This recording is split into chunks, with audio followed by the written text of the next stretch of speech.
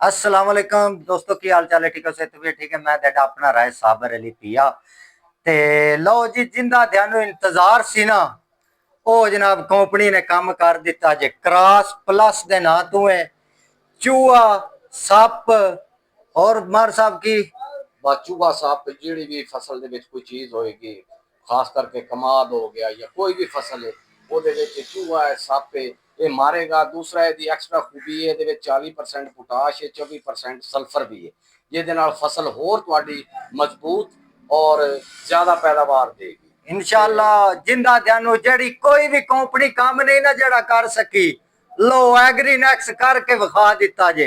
हुण चूहा सिप्पी सप ध्यानू वेखण नू ना मिलणगे इंशाल्लाह।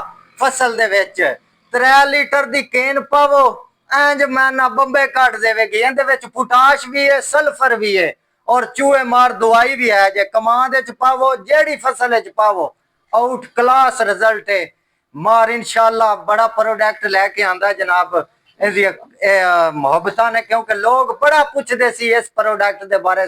कोई चूहे मार दवाई होवे, कोई चूहे मार। थक गया सी हो सके चूहे तू, क्योंकि साडी ज़रात दा 80% बेड़ा गर्क जड़ा ना चूहा करता है, ते वो हुण जड़ा ना बिल्कुल इंशाल्लाह खत्म हो जाएगा। शुक्रिया।